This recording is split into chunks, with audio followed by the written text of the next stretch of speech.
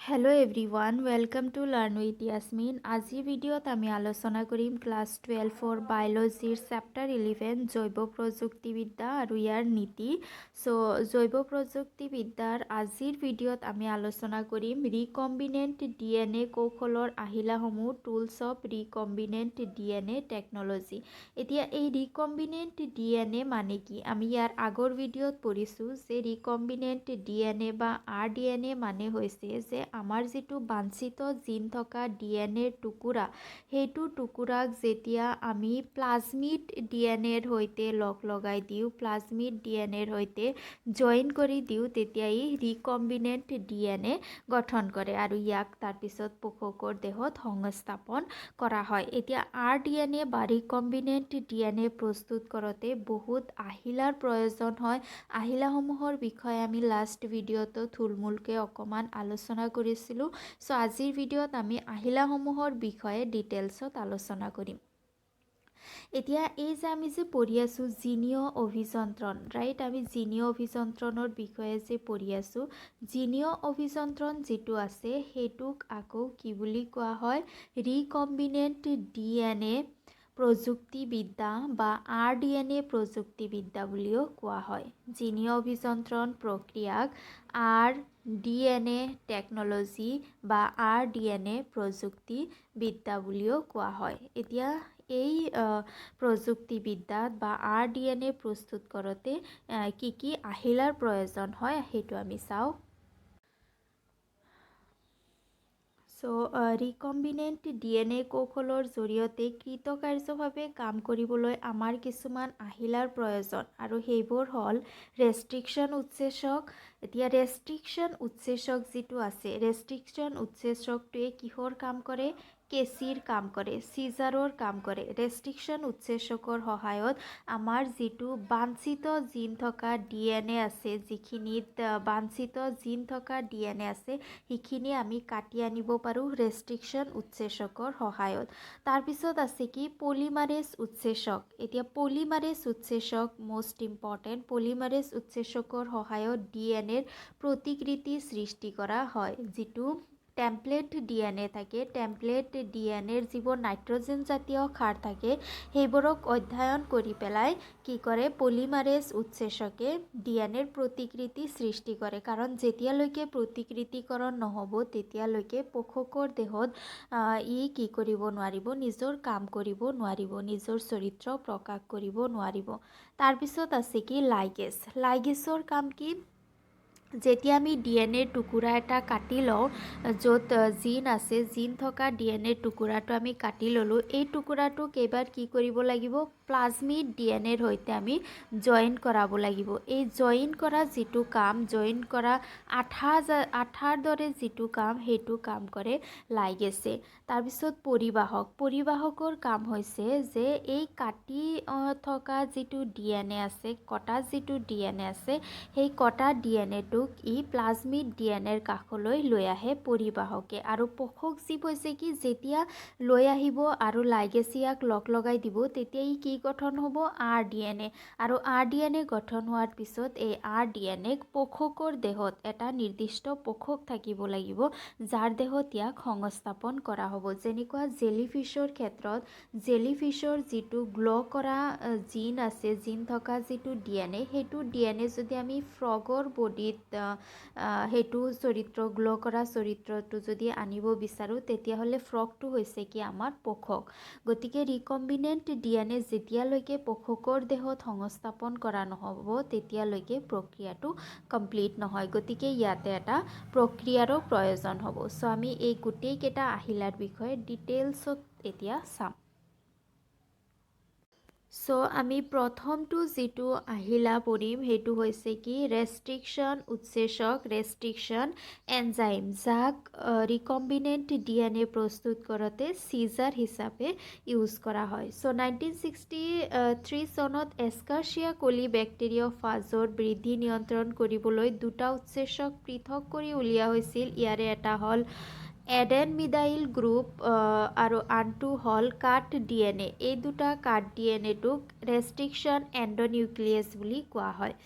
এতিয়া ৰেষ্ট্ৰিকশ্যন এণ্ডোনিউক্লিয়াছ কি সো কি কৰা হয় যে ডিএনএটোক এনজাইমৰ দ্বাৰা কাটা হয় আৰু এইটো যিটো এনজাইম ৰেষ্ট্ৰিকশ্যন এনজাইম সেই ৰেষ্ট্ৰিকশ্যন এনজাইমটো ক'ত থাকে ৰেষ্ট্ৰিকশ্যন এনজাইমটো থাকে বেক্টেৰিয়াৰ পৰা উলিওৱা ৰেষ্ট্ৰিকশ্যন এনজাইমৰ সহায়ত ডিএনএটো কটা হয় এতিয়া যিটো কটা ডিএনএ আছে কটা ডিএনএটোৰ এটা নিৰ্দিষ্ট ছাইট আছে এটা নিৰ্দিষ্ট অংশ আছে আৰু এই যিটো এনজাইম আছে উৎসেচকটোক এটা শ্ৰেণীত অন্তৰ্ভুক্ত কৰা হয় আৰু সেই শ্ৰেণীটোক নিউক্লিয়েছ বুলি কোৱা হয় নিউক্লিয়েছ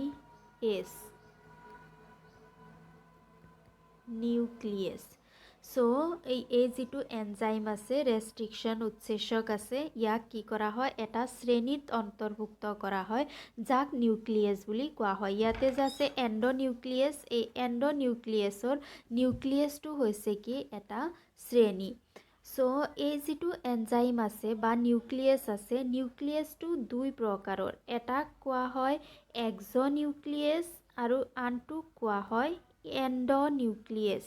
এণ্ডোনিউক্লিয়াছ আৰু এক্সোনিউক্লিয়াছ এতিয়া এই যিটো এক্সোনিউক্লিয়াছ আছে এক্সোনিউক্লিয়াছে যিবোৰ নিউক্লিঅটাইড থাকে ডিএনএৰ যিবোৰ নিউক্লিঅটাইড থাকে এই অলপ পিছত মই দেখুৱাই আছোঁ কেনেকুৱা নিউক্লিঅটাইড থাকে সেই নিউক্লিঅটাইডসমূহক ছাইটৰ পৰা কাটি দিয়ে বুজি পাইছানে এক্সো মানে কি বাহিৰ সো সাপোজ এইটো এটা ডিএনএ এইটো ডিএনএৰ এক্সোনিউক্লিয়াছ উৎসেচক যদি ব্যৱহাৰ কৰা হয় বেক্টেৰিয়াৰ তেতিয়াহ'লে এই ডিএনএটোক এই ছাইডৰ যিটো নিউক্লিঅটাইড আছে সাপোজ এইটো এটা নিউক্লিঅটাইড এইটো এটা নিউক্লিঅটাইড এইটো এটা নিউক্লিঅটাইড এইটো এটা নিউক্লিঅটাইড সো এক্সোনিউক্লিয়াছক যদি চিজাৰ হিচাপে ব্যৱহাৰ কৰা হয় তেতিয়াহ'লে এই ছাইডৰ যিটো নিউক্লিঅটাইড আছে সেইটোক কাটি দিব কিন্তু যদি এণ্ডোনিউক্লিয়াছক উৎসেচক হিচাপে ব্যৱহাৰ কৰা হয় তেতিয়াহ'লে যিকোনো ঠাইতে কাটিব পাৰে মাজত যিকোনো ঠাইতে নিউক্লিঅটাইডক কি কৰিব পাৰে কাটিব পাৰে ডিএনএৰ যিকোনো অংশৰ পৰা নিউক্লিঅটাইড ইয়াৰ পৰাও কাটিব পাৰি ইয়াৰ পৰাও কাটিব পাৰে ইয়াৰ পৰাও কাটিব পাৰে সো এণ্ডোনিউক্লিয়াছে যিকোনো ঠাইৰ পৰা কাটিব পাৰে কিন্তু এক্সোনিউক্লিয়াছে কেৱল কি কৰিব পাৰে ছাইটৰ পৰা শেষৰ পৰাহে কাটিব পাৰে এতিয়া চোৱা নিউক্লিঅটাইডবোৰ কি হয় চেপ্টাৰ 6ত আমি পঢ়িছিলোঁৱে সো নিউক্লিঅটাইডবোৰ কেনেকুৱা হয় বেছ তাৰপিছত চুগাৰ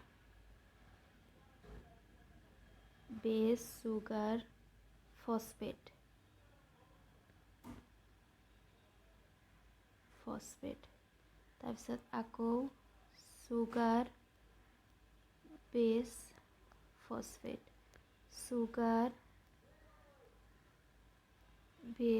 ফছফেট এনেকৈ সৃষ্টি হয় এটা এটা নিউক্লিঅটাইড সো এই বেছ চুগাৰ ফছফেট এইটো এটা নিউক্লিঅটাইড বেছ চুগাৰ ফছফেট এইটো এটা নিউক্লিঅটাইড আৰু এইটো এটা নিউক্লিঅটাইড সো যিটো নিউক্লিয়াছ আছে এক্সোনিউক্লিয়াছে কি কৰে যে ডিএনএটোৰ ছাইডৰ পৰা ইয়াক কাটি দিয়ে যদি এক্সোনিউক্লিয়াছক চিজাৰ হিচাপে ব্যৱহাৰ কৰা হয় উৎসেচক হিচাপে ব্যৱহাৰ কৰা হয় তেতিয়াহ'লে ডিএনএটোক এই ছাইডৰ যিটো ডিএনএ আছে সেইটো কি কাটি দিব কিন্তু যদি এণ্ডোনিউক্লিয়াছক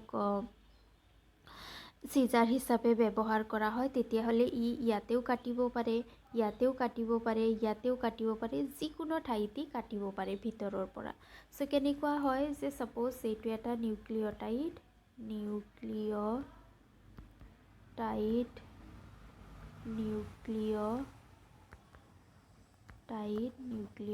সো এইবোৰ যদি এনেকুৱা হয় যে একোটা নিউক্লিঅটাইড হয় যেতিয়া ইয়াতে এক্সোনিউক্লিয়াছ ইউজ হ'ব সদায় ইয়াক ছাইটৰ পৰা কাটিব যদি এণ্ডোনিউক্লিয়াছ ইউজ হয় ইয়াক ইয়াতেও কাটিব পাৰি ইয়াতেও কাটিব পাৰে বুজি পাইছানে আৰু এইটো যিটো প্ৰক্ৰিয়া তাৰমানে এই ৰিকম্বিনেণ্ট RNA ৰিকম্বিনেণ্ট DNA প্ৰস্তুত কৰা যিটো প্ৰক্ৰিয়া সেইটো প্ৰক্ৰিয়াত সদায় এণ্ডোনিউক্লিয়াছ ইউজ কৰা হয় আৰু এণ্ডোনিউক্লিয়াছে নিউক্লিঅটাইডসমূহক যিকোনো ঠাইৰ পৰা কাটি দিয়ে তো RDNA প্ৰস্তুতকৰণত ৰেষ্ট্ৰিকশ্যন এক্সোনিউক্লিয়াছৰ একো কাম নাই ইয়াতে কেৱল ৰেষ্ট্ৰিকশ্যন এণ্ডোনিউক্লিয়াছসমূহে ব্যৱহাৰ হয় এতিয়া যিবোৰ ৰেষ্ট্ৰিকশ্যন এণ্ডোনিউক্লিয়াছ আছে ৰেষ্ট্ৰিকশ্যন এণ্ডোনিউক্লিয়াছ বহুত আছে আৰু প্ৰতিটোৰে এটা নিৰ্দিষ্ট ধৰ্ম আছে যে প্ৰতিটো ৰেষ্ট্ৰিকশ্যন এণ্ডোনিউক্লিয়াছে DNA সমূহক এটা নিৰ্দিষ্ট স্থানত কাটে আৰু এই নিৰ্দিষ্ট স্থানটোক কি বুলি কোৱা হয় ৰিকগনাইজেশ্যন অনুক্ৰম বুলি কোৱা হয় কিয় অনুক্ৰম বুলি কোৱা হয় কাৰণ DNAত কেৱল অনুক্ৰম আছে এডিনিন গুৱানিন সাইটোচিন থাইমিন এইবোৰ হৈছে কি একোটা অনুক্ৰম সো প্ৰতিটো ৰেষ্ট্ৰিকশ্যন এণ্ডোনিউক্লিয়াছৰ এনেকুৱা ধৰ্ম আছে যে ইহঁতে এই অনুক্ৰমসমূহক এটা নিৰ্দিষ্ট ঠাইত কাটে সাপোজ এটাই ইহঁতক A আৰু Gৰ মাজতহে কাটিব এটাই G আৰু Cৰ মাজত কাটিব এটাই C আৰু Tৰ মাজত কাটিব এটাই A আৰু Aৰ মাজত কাটিব সো এনেকুৱা ধৰণৰ ইহঁতৰ নিৰ্দিষ্ট ধৰণৰ এটা ধৰ্ম থাকে আৰু যিটো স্থানত ইহঁতে কাটে তাক ৰিকগনাইজেশ্যন অনুক্ৰম বুলি কোৱা হয় সো ইয়াতে কি কৈছে যে ৰেষ্ট্ৰিকশ্যন এণ্ডোনিউক্লিয়াছ যিটোৰ কাৰ্যকাৰিতা নিৰ্ভৰ কৰে DNAৰ নিৰ্দিষ্ট অনুক্ৰমৰ ওপৰত পৃথকীকৰণ আৰু চিত্ৰাংকন কৰা হয় হিণ্টটোৱে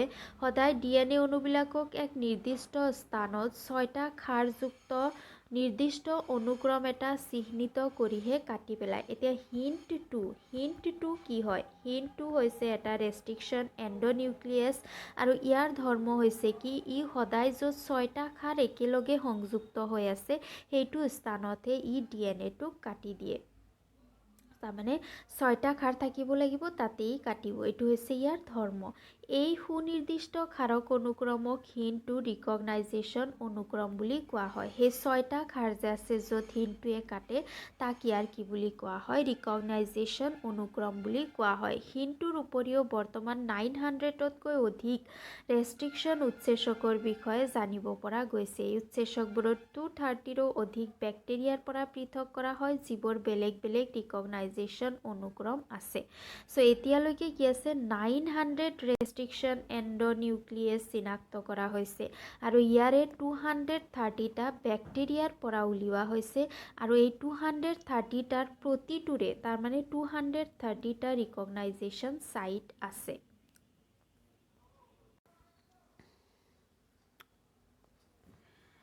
এই উৎসেচকবোৰৰ নামাকৰণ প্ৰচলিত নিয়মমতে উৎসেচকবোৰৰ নামবিলাকৰ প্ৰথম আৰু দ্বিতীয় আখৰবোৰ উৎসেচকটোৰ উৎস হিচাপে ব্যৱহাৰ কৰা প্ৰকক কেন্দ্ৰীয় কোষটোৰ নাম আৰু জিনৰ সংমিশ্ৰণ হয় তাৰমানে এই যিবোৰ ৰেষ্ট্ৰিকশ্যন এণ্ডোনিউক্লিয়াছ উৎসেচক আছে সিহঁতক কেনেকৈ নামাকৰণ কৰা হয় ইকোআৰআই নামৰ উৎসেচকটো এস্কাৰ্চিয়া কোলিৰ পৰা লোৱা হৈছে R হৈছে বেক্টেৰিয়াটোৰ সজ বা বিধানৰ পৰা লোৱা হৈছে নামটোৰ শেষৰ ফালে ৰোমান সংখ্যাটোৱে বেক্টেৰিয়াটোৰ পৰা পৃথক কৰা উৎসেচকৰ ক্ৰম বুজায় এইখিনিত কি কৈছে মই ভালকৈ বুজাই দিছোঁ চোৱা সো ৰেষ্ট্ৰিকশ্যন এণ্ডোনিউক্লিয়াছৰ নামাকৰণ কৰোঁতে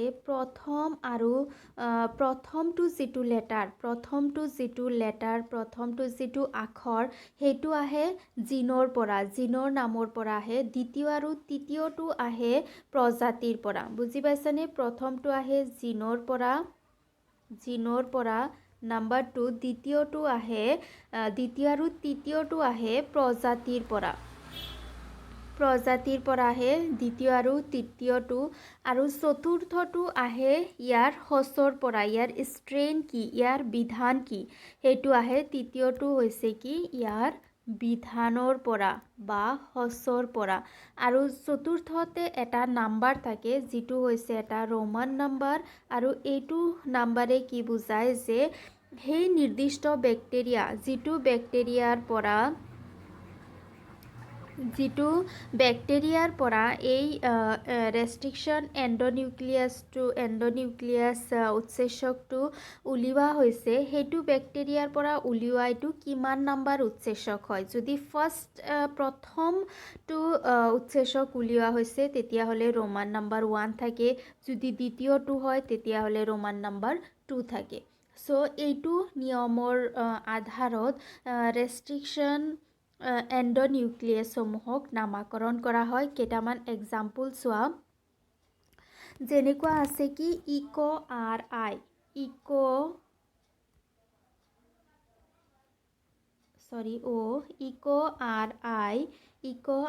আই যিটো আছে এইটো হৈছে কি এটা ৰেষ্ট্ৰিকশ্যন এণ্ডোনিউক্লিয়াছ।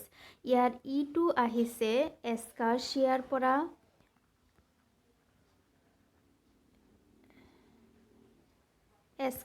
পৰা, আহিছে চিঅ' আহিছে কলাইৰ পৰা চিঅ' আহিছে। আৰ হৈছে কি যে ইয়াৰ যিটো বিধান, ইয়াৰ যিটো সচ সেইটোৰ পৰা আহিছে আৰে বুজায় ৰাফ। আৰু এই যিটো 1 আছে, 1টো হৈছে এটা ৰোমান নাম্বাৰ। তাৰমানে এস্কাৰচিয়া কলি যে এটা কি হয় বেক্টেৰিয়া হয়, এইটো বেক্টেৰিয়াৰ পৰা উলিওৱা এইটো হৈছে কি প্ৰথমটো ৰেষ্ট্ৰিকশ্যন এণ্ডোনিউক্লিয়াছ, সেইকাৰণে ইয়াক 1 বুলি নামাকৰণ কৰা হয়। বুজি পাইছানে? এনেকৈ কি কৰা হয় ৰেষ্ট্ৰিকশ্যন এণ্ডোনিউক্লিয়াছৰ নামাকৰণ কৰা হয়। ই এস্কাৰচিয়া কলিৰ পৰা আহিছে, এস্কাৰচিয়াৰ পৰা কলাইৰ পৰা লোৱা হৈছে চিঅ', আৰ হৈছে ইয়াৰ ষ্ট্ৰেইন, আৰু ৰোমান 1 তাৰমানে এইটো কিমান নাম্বাৰ ৰেষ্ট্ৰিকশ্যন এণ্ডোনিউক্লিয়াছ উলিওৱা হৈছে সেইটো। তাৰপিছত আৰু এটা চোৱা, আৰু এটা হৈছে হিণ্ট, কিতাপত চাইছিলা হিণ্ট 2। এই হিণ্ট 2 যে আছিলে, এই হিণ্ট 2টো আহিছে কিহৰ পৰা, হেম'ফিলাছ ইনফ্লুৱেঞ্জা। হেম'ফিলাছ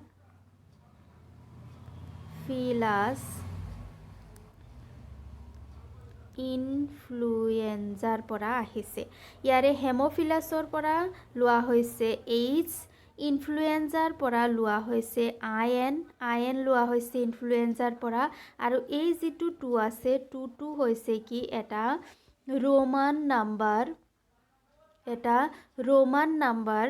তাৰমানে হিম'ফিলাছ ইনফ্লুৱেঞ্জাৰ পৰা এক্সট্ৰাক্ট কৰা বা উলিওৱা এইটো হৈছে দ্বিতীয়টো ৰেষ্ট্ৰিকশ্যন এণ্ডোনিউক্লিয়াছ।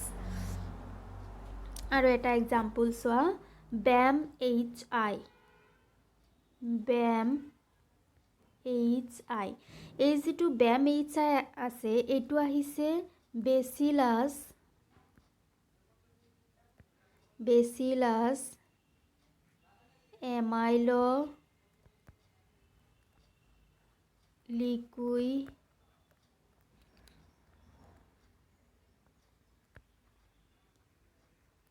ফেচেনিঙৰ পৰা। ইয়াৰে বি আহিছে বেচিলাছৰ পৰা, AM আহিছে এমাইলো লিকুইফেৰাছৰ পৰা, এইচ হৈছে ষ্ট্ৰেইন, এইচ হৈছে হচ, আৰু এই 1 হৈছে ৰোমান নাম্বাৰ।